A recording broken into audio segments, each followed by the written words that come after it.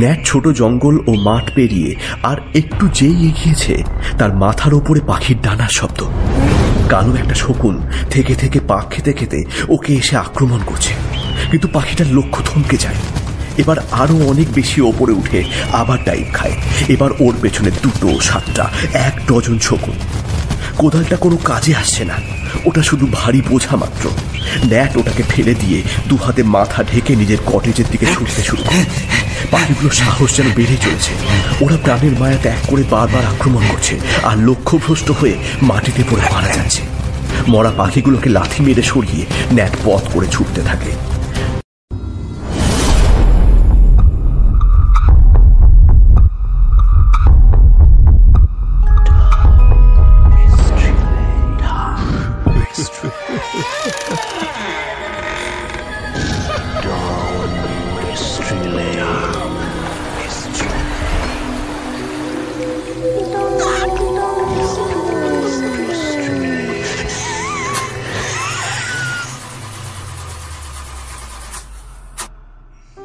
Down mystery lane আপনাকে স্বাগত জানায়।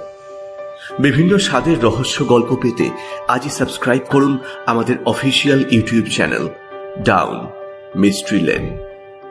আজ আপনারা শুনবেন আলফ্রেড হিচককের লেখা সেই পাখিরা।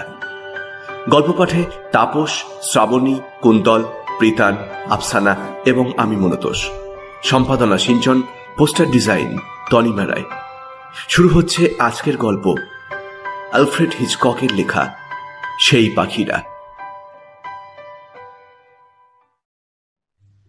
কিছুদিন আগে পর্যন্ত শরতের বাতাস বইছিল। আবহাওয়া ছিল নরম এবং নাতিশীতোষ্ণ। কিন্তু 3রা ডিসেম্বর যেন মুহূর্তের মধ্যে আবহাওয়া তার পোশাক পরিবর্তন করল। শীত শুরু হলো। কিছুদিন আগে পর্যন্ত মাটি যেখানে ফেটে চৌচির হয়ে গেছিল, এখন সেখানে মাটি সরস। ন্যাট হকেন যুদ্ধে আহত, তাই সে এখন পেনশনভোগী। সে ফার্মে পুরো সময় কাজও করে না, সপ্তাহে 3 দিন সে কাজ করে। ওরা তাকে যৎসামান্য হালকা কাজই দিয়েছে। সে বিবাহিত, কিন্তু একা থাকতে ও একা কাজ করতে ভালোবাসে। চাষের জমিকে সমুদ্র যেখানে দুদিক দিয়ে ঘিরে রেখেছে, সেই বদ্বীপের শেষ প্রান্তে বাঁধ তৈরি বা গেট মেরামতের কাজ পেলে সে সবচেয়ে খুশি হয়। কাজ করতে করতে যখন দুপুর হয়, তখন সে কিছুক্ষণের জন্য তার কাজ থামিয়ে রাখে। সেই সময়টুকু সে স্ত্রীর হাতে সেঁকা মাংসের পিঠে খায় আর পাহাড়ের ধারে বসে মুগ্ধ হয়ে পাখি দেখে। শরতের পাখিরা ঝাঁকে ঝাঁকে বদ্বীপে উড়ে আসে। ওরা সারাদিন চঞ্চল গতিতে নিজেদেরকে ক্লান্ত করে রাখে। ওদের দুর্বার গতি কখনো আকাশের বুকে, আবার কখনো চষা উর্বর জমিতে শস্যের সন্ধানে। ওরা যখন সেই শস্য দানা খায়, তখন দেখে মনে হয় ওদের যেন সত্যিই কোনো খিদে নেই, খাবার কোনো বাসনাও নেই। এ যেন একটা নিয়ম, তাই পালন করছে। কিছুক্ষণের মধ্যেই অবাধ্য চঞ্চল পাখির দল আবার আকাশে উড়ে যায়। উড়তে উড়তে ওরা চিৎকার করে একে অন্যকে ডাকে, গান গায়, শীষ দেয়। তারপর শান্ত সমুদ্রের জল স্পর্শ করে আবার তীর ছেড়ে শূন্যে উড়ে যায়। ওরা যেন সর্বদাই অতি ব্যস্ত। কেন যে ওদের এত ব্যস্ততা, দ্রুততা, কি যে উদ্দেশ্য, তা কে জানে। শরতের চঞ্চলতা যেন ওদের মন্ত্রমুগ্ধ করে রেখেছে।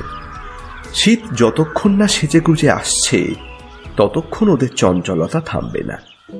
ন্যাট ওদের দেখে আর কত কি ভাবে আপন মনে। সে ভাবে ওরাই বোধহয় আগে খবর পায়। শীত এই পাখিগুলোর প্রিয় নয়। এই দারুণ বরফ জমা শীতে অনেক পাখি মারা যায়। মৃত্যুর ভয়ে জীবৎকালে যেমন অনেক মানুষ ভয়ে মরে, সেই রকম এই শরতের পাখিরাও যেন ভীত। ওদের মৃত্যুদিন এগিয়ে আসছে। ন্যাটের মনে হয় এবছরের হেমন্তের পাখিরা একটু বেশি চঞ্চল। যেহেতু দিন শান্ত, তাই ওদের চাঞ্চল্য আরো বেশি করে চোখে পড়ে। মিস্টার ট্রিগারের ট্রাক্টরটা পশ্চিমের পাহাড়ি রাস্তা ধরে এক নাগাড়ে উঠছে আর নামছে। ন্যাট বসে বসে দেখে আর ভাবে, ট্রাক্টরের চালক যেন ওই উড়ন্ত পাখিদের চিৎকারে ঢাকা পড়ে গেছে। সারাদিনের কাজের পর ট্রিগারের সঙ্গে দেখা হলে ন্যাট তার মনের কথা বলে। ট্রিগ বলেন তারও মনে হচ্ছে এই বছরে পাখিদের সংখ্যা বেশি, খুব তাড়াতাড়ি এবার শীত পড়বে, তাই পাখিগুলো অত চঞ্চল। অবশেষে ফার্মের মালিকের কথাই ঠিক হলো। রাতের মধ্যেই আবহাওয়া বদলে গেল। ন্যাটের কটেজে শোবার ঘর পূর্বমুখী, তাই রাত 2টোর সময় যখন তার ঘুম ভাঙল, সে শুনতে পেল শুকনো ঠান্ডা পুবের হাওয়ার শব্দ, ফাঁকা চিমনির শব্দ। ছাদের আলগা স্লেটগুলো যেন নড়ে উঠছে। দূর থেকে উপসাগরের বুকে জলের গর্জন শোনা যাচ্ছে। ন্যাট দেখে তার স্ত্রী বেহুশ হয়ে ঘুমোচ্ছে। সে কম্বলটিকে আরো জড়িয়ে নিয়ে স্ত্রীর পিঠ ঘেঁষে শোয়। তারপর হঠাৎ বাইরে থেকে কে যেন তার জানলায় ঠকঠক আওয়াজ করে। আবার কে জানলায় ঠকঠক করছে? উফ বাবা রে! ন্যাট অত্যন্ত বিরক্ত হয়ে বিছানা থেকে উঠে জানলা খোলে। সঙ্গে সঙ্গে কি যেন একটা তার হাতের চামড়া ছিঁড়ে ঘষে ঘরের মধ্যে ঢুকে পড়ে।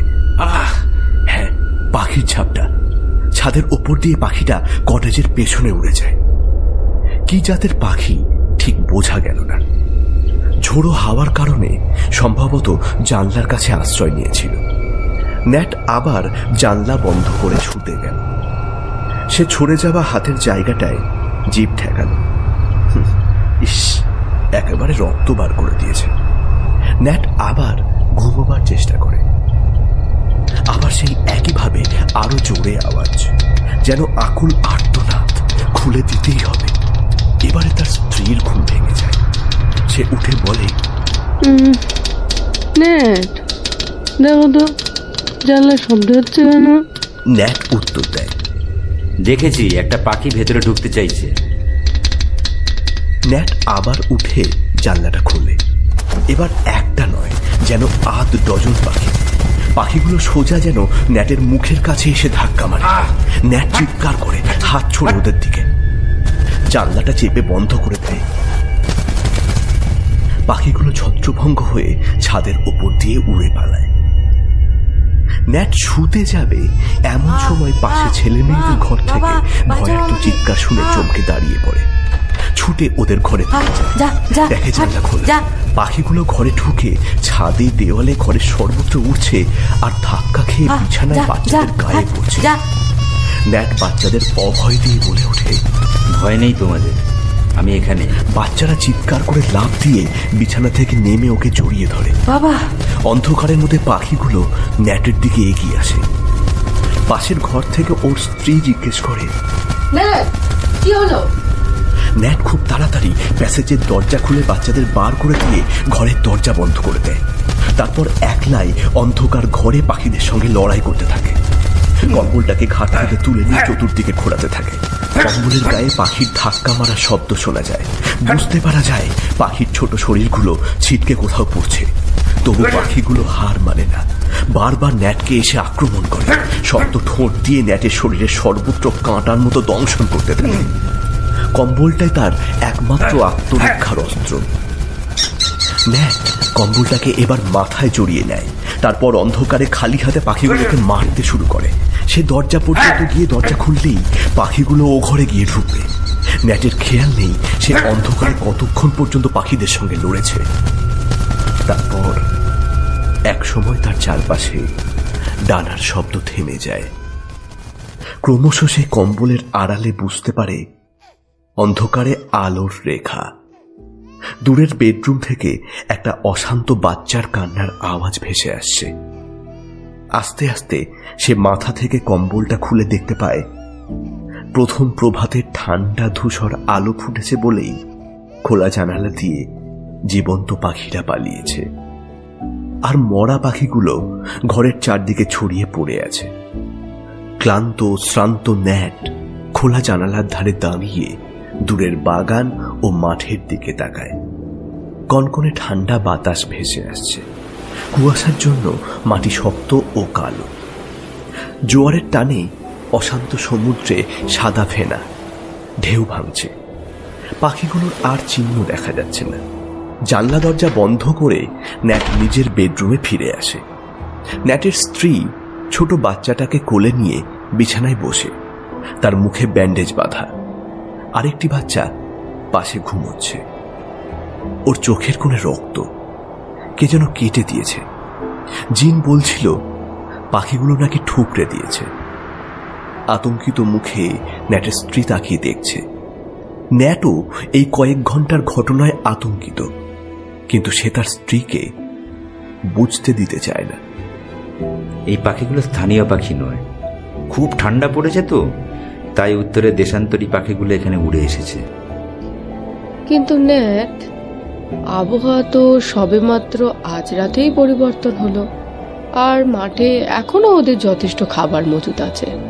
তাহলে পাখিগুলো এর মধ্যে এত ক্ষুধার্ত হবে কেন? ওরা পরস্পরের দিকে সোজাভাবে চেয়ে থাকে। বাচ্চাগুলোর ঘুম ভেঙেছে। জিন কথা বলে চলেছে, ছোট্ট জনি কাঁদছে। ন্যাট ওদের জন্য ব্রেকফাস্ট তৈরি করতে যায়।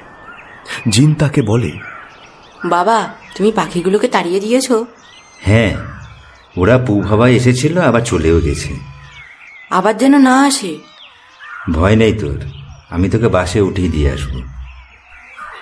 রাস্তার ধারে গাছের সারির দিকে ন্যাট চেয়ে আছে। সেখানে জ্যাক পাখিরা জটলা করে। এখন একটাও পাখি নেই। পাহাড়ি উতরাই বেয়ে স্কুলের বাস নেমে আসে। ন্যাট বাসে তুলে দিয়ে ফার্মে ফিরে যায়। আজ ন্যাটের কাজের দিন নয়, কিন্তু সব ঠিক আছে কিনা তাই দেখে সে নিশ্চিত হতে চায়। সে ফার্মের পিছনের দরজা দিয়ে ঢোকে। ফার্মের মালিক মিস্টার ট্রিগারের বউ মোটাসোটা, বেশ হাসি খুশি। হ্যালো মিস্টার হেকেন, কোথা থেকে এত ঠান্ডা আসছে বলুন তো? রাশিয়া? রেডিও বলছে মেরুবল থেকে হিমপ্রবাহ নামছে। আমরা সকালে রেডিও খুলে নিই। কাল রাতে ন্যাট থেমে যায়, কারণ দিনের আলোয় রাতের পাখির সঙ্গে লড়াইয়ের ঘটনাটা তার হাস্যকর বলেই মনে হয়। তবু সে আবার ঘটনাটা বলে। মিসেস ট্রিগারের মুখ দেখে মনে হচ্ছে তিনি ঘটনাটা পুরোপুরি বিশ্বাস করছেন না। ভাবছেন ন্যাট স্বপ্ন দেখেছে। সত্যিকার পাখি? হ্যাঁ মিসেস ট্রিগ, বাচ্চাদের শোবার ঘরে 50টা পাখি মরে পড়ে আছে। এরা আমাকে প্রথমে আক্রমণ করে জিনের চোখ ঠুকরে দিতে চেয়েছিল। আবহাওয়ার ব্যাপার। বেডরুমে ঢুকে পাখিগুলো ঘাবড়ে গিয়েছিল বোধ হয়। মনে হয় মেরু অঞ্চল থেকে এসেছে, বিদেশি পাখি। না না, ওরা এখানকারই পাখি। ওদের এই অঞ্চলে রোজই দেখা যায়। ন্যাট বাড়ি ফিরে মরা পাখিগুলোকে বস্তায় পুড়তে শুরু করে। তারপর বাগানে বের হয়। বরফ এখনো পড়েনি, তবু এরই মধ্যে মাটি শক্ত, জমাট। গত কয়েক ঘন্টা অন্য কোনো কিছুরই কোনো পরিবর্তন হয়নি। সবই যেন অস্বাভাবিক। উপসাগরের জলে সাদা ফেলা। পাখিগুলোকে সমুদ্র তীরের বালিতে পুঁতে ফেলাই ভালো। সমুদ্রে এখন ভাটার টান, অসম্ভব জোরে বাতাস বইছে। পূর্ব দিক থেকে ঠিক সেই মুহূর্তে ঝোড়ো হাওয়ায় পাখিগুলো আবার উড়ে যায়। ন্যাট ভাবে জোয়ার এলে ওরা আবার ভেসে যাবে। সমুদ্রে জোয়ারের ওঠা নামা, ঢেউগুলো উঠছে, আবার এঁকে বেঁকে ভেঙে যাচ্ছে। ভাটার সময় বলে অনেক দূর থেকে সমুদ্রের গর্জন শোনা যাচ্ছে, তবে শব্দ কিছুটা চাপা, জোয়ারের মতো তীব্র নয়। ন্যাট আবার পাখিগুলোকে দেখে। সমুদ্রের উপরে সমুদ্র শকুন। প্রথমে ঢেউয়ের ফেনা বলেই মনে হয়েছিল। শয়ে শয়ে, হাজারে হাজারে অসংখ্য সমুদ্র শকুন ঢেউয়ের তালে উঠছে, নামছে, জলের উপর ভাসছে, যেন প্রকাণ্ড একটা সৈন্যবাহিনী অপেক্ষা করছে।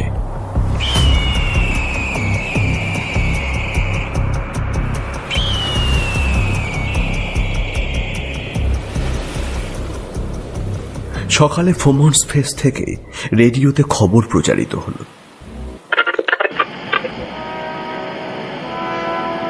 সারা দেশ থেকে ঘন্টায় ঘন্টায় খবর আসছে, অসংখ্য পাখি গ্রাম, শহর, মফস্বলের দেশগুলিতে ট্রাফিকের বাধা সৃষ্টি করছে। মেরু অঞ্চলে যে বায়ুপ্রবাহ এই মুহূর্তে ব্রিটিশ দ্বীপপুঞ্জের উপর দিয়ে বয়ে যাচ্ছে, সেই প্রবাহে পাখিরা ঝাঁকে ঝাঁকে উত্তর থেকে দক্ষিণে উড়ে আসছে। সেই সময় দারুণ ক্ষুধার্ত পাখিরা মানুষকে আক্রমণ করছে। জানলা, দরজা, চিমনি দিয়ে পাখিরা যেন ভেতরে না ঢোকে। বাচ্চাদের নিরাপত্তা সম্বন্ধে সাবধান হতে হবে। একটু পরে রেডিওতে আবার বিবৃতি প্রচারিত হবে।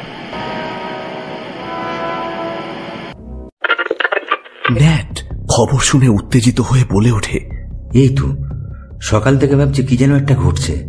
একটু আগে সমুদ্রের দিকে তাকিয়ে দেখি হাজার হাজার সমুদ্র শকুন ঢেউয়ের উপর ভাসছে, অপেক্ষা করছে।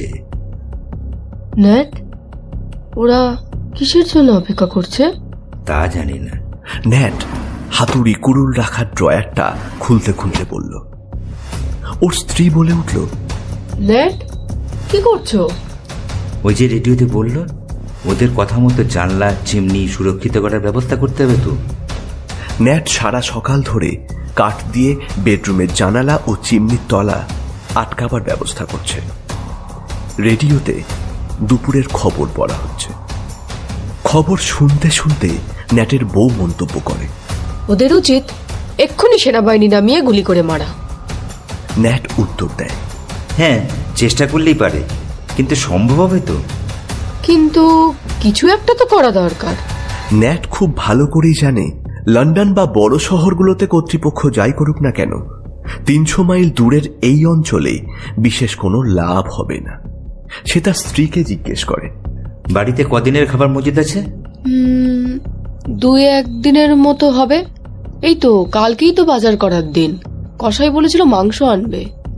ন্যাট রান্নাঘরের জানালাও কাঠের বোর্ড দিয়ে বন্ধ করেছে। এই মোমবাতি কম আছে, মোমবাতি জোগাড় করো, কিন্তু রাতে তো আবার তাড়াতাড়ি শুতে হবে।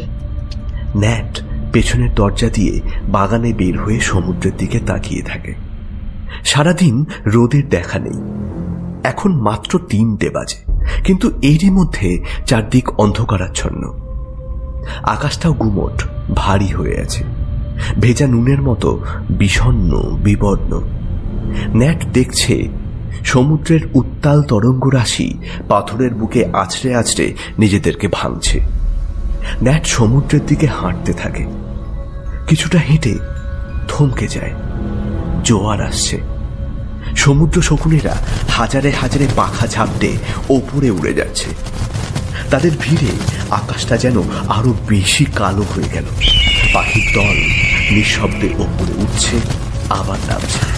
ন্যাট তার কটেজের দিকে ছুটতে শুরু করে।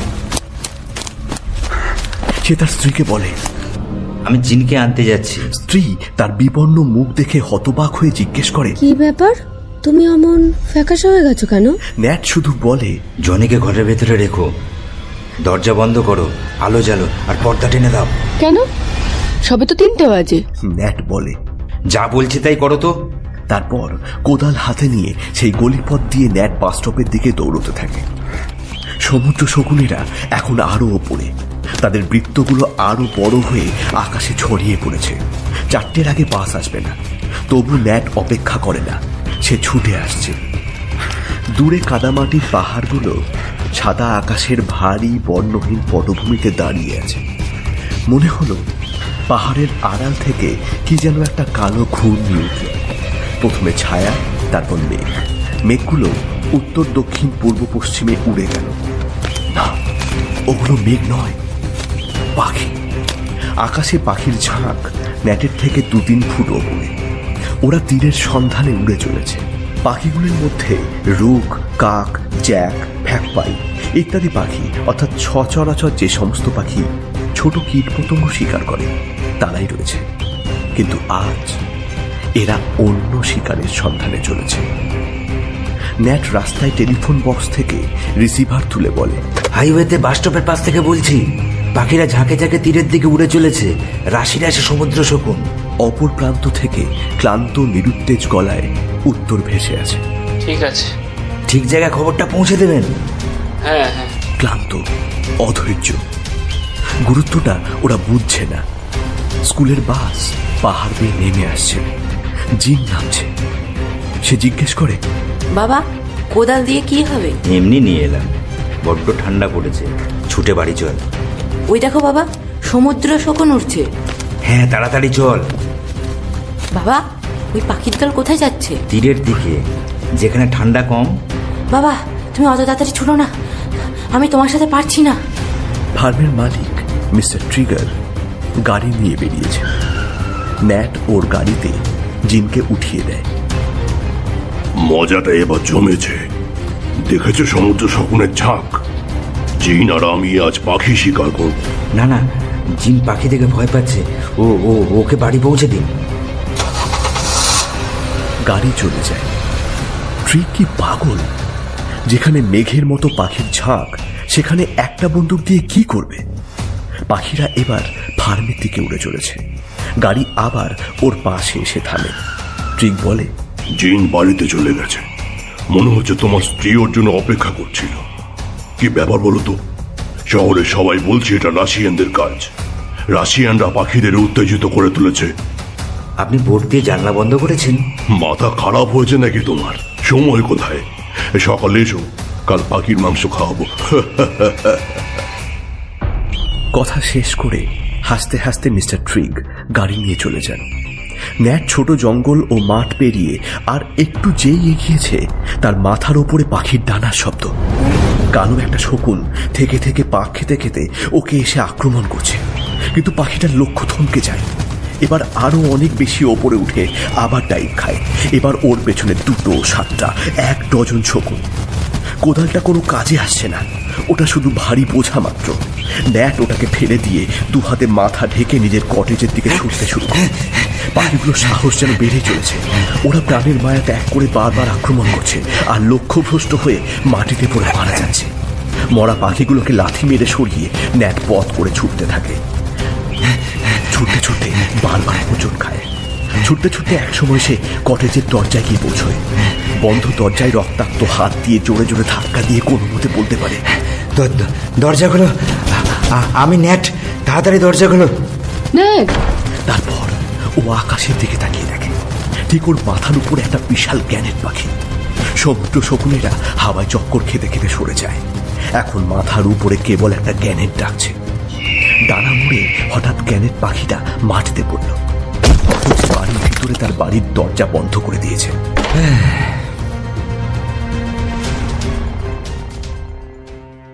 ন্যাটের স্ত্রী তার ক্ষতস্থানগুলোকে ব্যান্ডেজ করে দেয়। হাতের পেছনের দিকটাতেই বেশি গভীর ক্ষত। মাথায় টুপি না থাকলে গ্যানেট পাখিটা তার মাথার খুলি ফাটিয়ে দিত। বাচ্চাগুলো বাবার রক্তাক্ত হাত দেখে কাঁদছে। ন্যাটের স্ত্রী বলল, ওই পাখিরা কি করবে? ওরা আক্রমণ করবে। যে রাস্তায় বেরোবে তাকেই মারবে। জানো না, ওরা চিমনি খোলা পেলেই বাড়ির ভেতরে ঢুকে আক্রমণ করবে। সরকার কেন ফৌজ নামাচ্ছে না? মেশিন গাড়ি বা চালাচ্ছে না কেন? কেউ তৈরি নয়, তাই। আবার পাখির শব্দ শোনা যাচ্ছে। বন্ধ জানালার বাইরে পাখির ডানার ঝাপটা, ভেতরে ঢোকার জন্য ব্যর্থ চেষ্টার শব্দ, মাঝে মাঝে কোনো মরা পাখির মাটিতে পড়ে যাওয়ার শব্দ। ন্যাট চারদিক ভালো করে বন্ধ করতে ব্যস্ত। সে কাঠের বোর্ডের আশপাশে টিন ও ধাতুর টুকরো হাতুড়ি মেরে পেরেক দিয়ে আটকাচ্ছে। পাখিদের ঠোঁটের ঠক ঠক শব্দ ছাপিয়ে তার কানে আসছে জানলার কাঁচ ভাঙার শব্দ। রেডিও খুলে শুধু নাচের বাজনার সুর। সন্ধ্যা 6টার সময় বিশেষ ঘোষণা। এবার ঘোষকের স্বর গম্ভীর। লন্ডন থেকে বলছি। আজ বিকেল 4টের সময় সারা দেশে ইমার্জেন্সি ঘোষণা করা হয়েছে। নাগরিকদের জীবন ও সম্পত্তির নিরাপত্তার জন্য ব্যবস্থা নেওয়া হয়েছে, কিন্তু সকলের মনে রাখা উচিত অদৃষ্টপূর্ব এবং অভাবনীয় বর্তমান সমস্যার পরিপ্রেক্ষিতে এইসব ব্যবস্থা গ্রহণ সহজ নয়। প্রত্যেক বাড়ির মালিককে তাই নিজেদের নিরাপত্তার ব্যবস্থা গ্রহণ করতে হবে। যেখানে অনেক লোক একত্রে ফ্ল্যাট বা হোটেলে থাকে, তাদের সমবেতভাবে পাখির প্রবেশ ঠেকানোর ব্যবস্থা করতে হবে। প্রত্যেকটি লোকের আজ বাড়ির ভেতর থাকা দরকার। পাখিরা একসঙ্গে অসংখ্য মানুষ দেখলে আক্রমণ করছে। তারা এরই মধ্যে বাড়িগুলো আক্রমণ করতে শুরু করে দিয়েছে। কিন্তু বাড়ির মালিক যদি ঠিকমতো ব্যবস্থা নেয়, তাহলে ওদের বাড়ির মধ্যে ঢোকা সহজ হবে না। জনসাধারণকে সতর্ক থাকতে অনুরোধ করা হচ্ছে। অভাবনীয় পরিস্থিতিতে জরুরি অবস্থা জারি হওয়ার ফলে কাল সকাল 7টার আগে কোনো রেডিও স্টেশন থেকে কোনো প্রোগ্রাম প্রচার করা হবে না। God save the queen. বাজনা শুনিয়ে রেডিও থামে। ন্যাট তার স্ত্রীকে নৈশভোজের খাবার তৈরি করতে সাহায্য করে। সে শীষ দিতে দিতে সব কাজ করে, খুব হাসি মুখে স্বাভাবিকভাবে সব কাজ করে, যাতে তার স্ত্রী সন্তানরা ঘাবড়ে না যায়। ছাদে পাখির ঝটপট শব্দ শোনা যায়। জানলায় পাখির ঠোঁট ঠোকার শব্দ শোনা যাচ্ছে। পাখিগুলো বুদ্ধিমান, জানলা দিয়ে ঢোকা শব্দ জেনে ছাদে গেছে।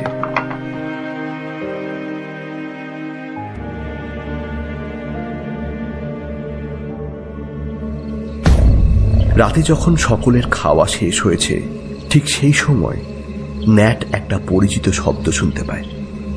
প্লেনের শব্দ। একবার, দুবার, তিনবার। প্লেন ওড়ার শব্দ আর শোনা যায় না। ওর স্ত্রী আতঙ্কিত হয়ে প্রশ্ন করে, ওটা কিসের শব্দ হলো? জানি না। ন্যাট জানে ওটা প্লেন ভেঙে পড়া শব্দ, তবু সে কিছু বলে না। কর্তৃপক্ষ খুব ঝুঁকি নিয়েই প্লেন পাঠিয়েছিল, কিন্তু সেটা আত্মহত্যারই নামান্তর হয়েছে। পাখিরা প্রপেলার আর কিউ সিলেজে ঝাঁপিয়ে পড়ে মরছে। প্লেন তাদের কি করে? এখন প্লেনের শব্দ বন্ধ, নৌবাহিনীর কমান্ড নিস্তব্ধ। ন্যাট ভাবে শুধু শুধু জীবনের অপচয় ঘটানো ছাড়া আর কিছু নয়। এভাবে বেশি পাখি মারা যাবে না, কেবল খরচ করাটাই সার হবে। অবশ্য বিষাক্ত কিছু দিয়ে করা যেতে পারে।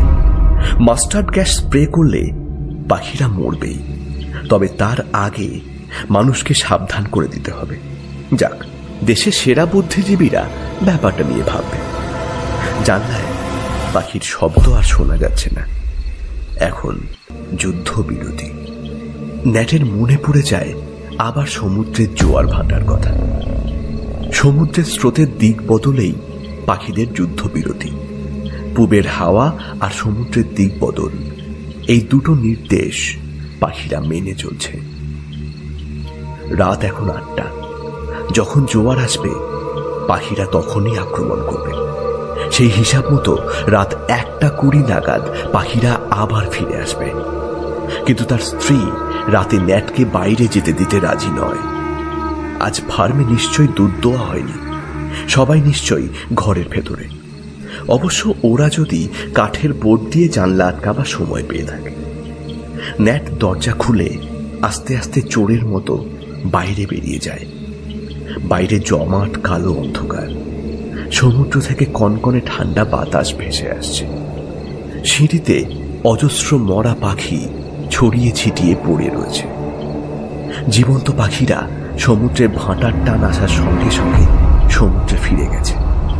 সমুদ্র শকুনেরা নিশ্চয়ই এখন সমুদ্রের উপর ঘুরছে। দূর পাহাড়ের ওপর ভেঙে পড়া প্লেনটা পুড়ছে।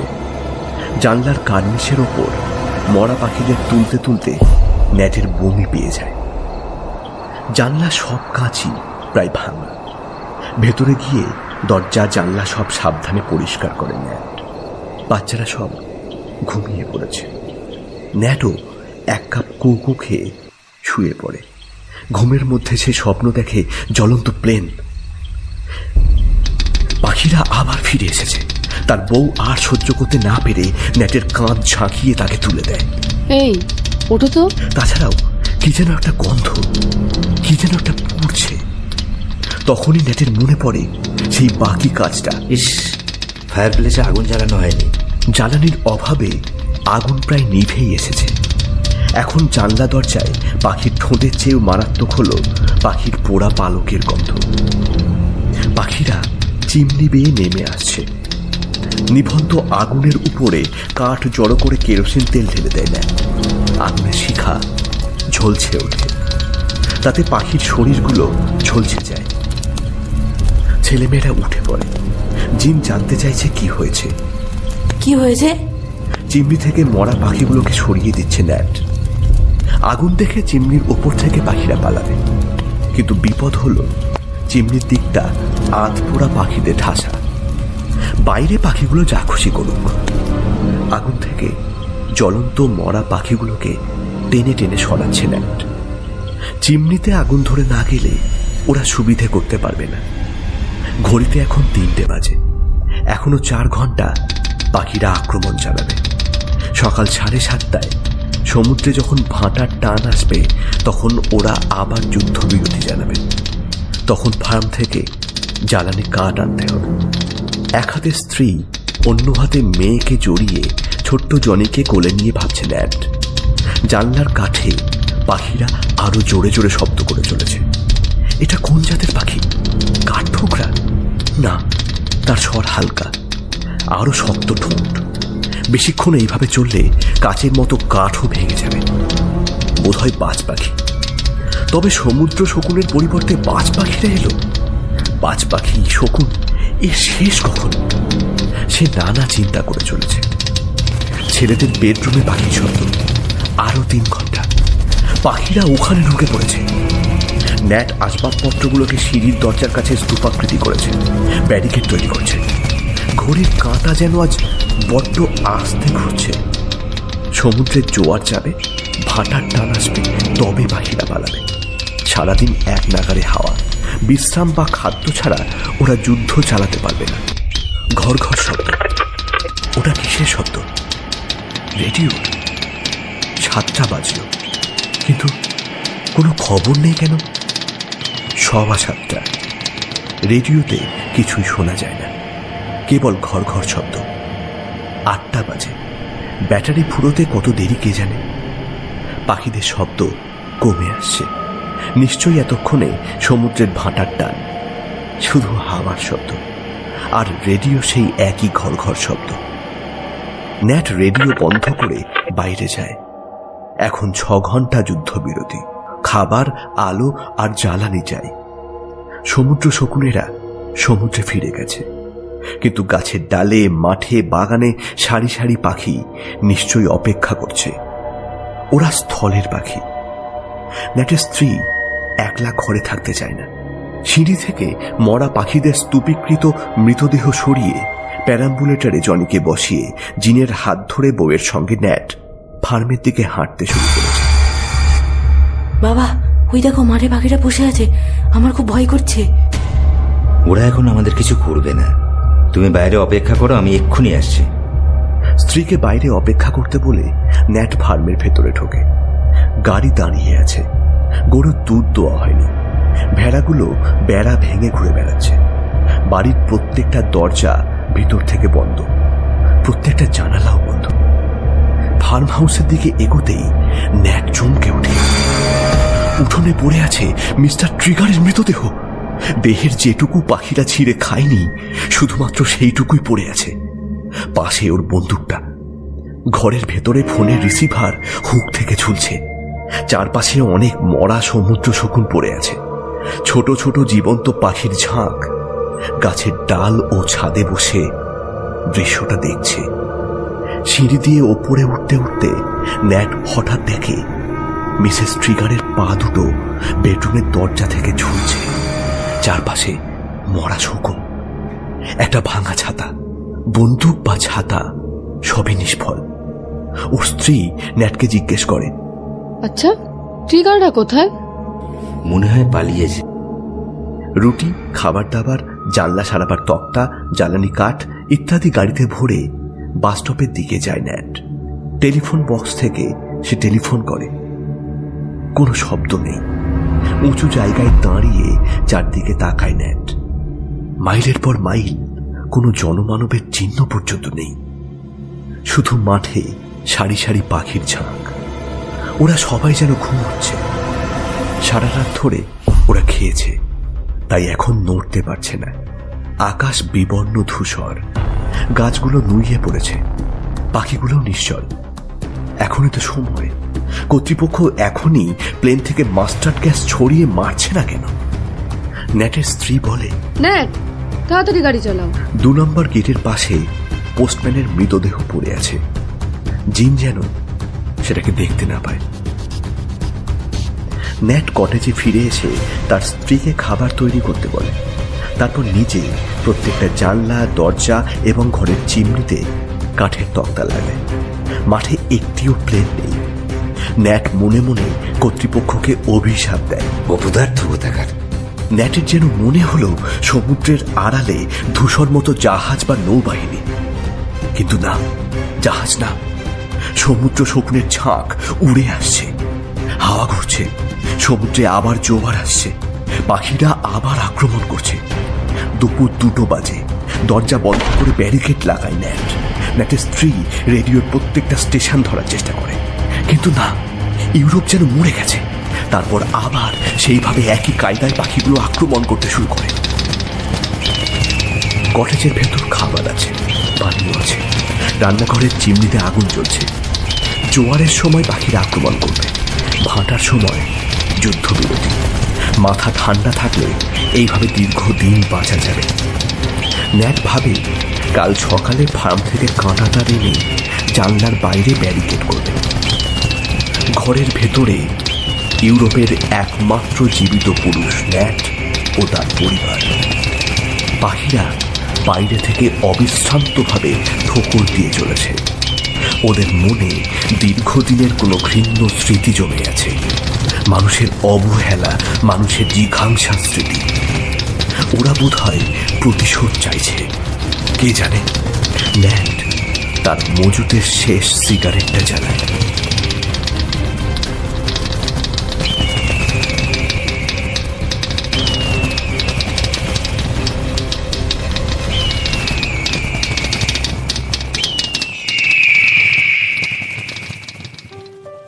এতক্ষণ আপনারা শুনলেন অ্যালফ্রেড হিচককের লেখা সেই পাখিরা। ন্যাট হকেনের ভূমিকায় তাপস, মিসেস হকেন শ্রাবণী, খবর পাঠ কুন্তল, জিন পিতান, মিসেস ট্রিগার আফসানা এবং গল্পের সূত্রধার কথক ও মিস্টার ট্রিগারের ভূমিকায় আমি মনতোষ। সম্পাদনা সিঞ্চন এবং পোস্টার ডিজাইন তনিমা রায়। যদি গল্পটি আপনাদের ভালো লেগে থাকে তাহলে অবশ্যই সাবস্ক্রাইব করবেন আমাদের official YouTube channel down mystery lane.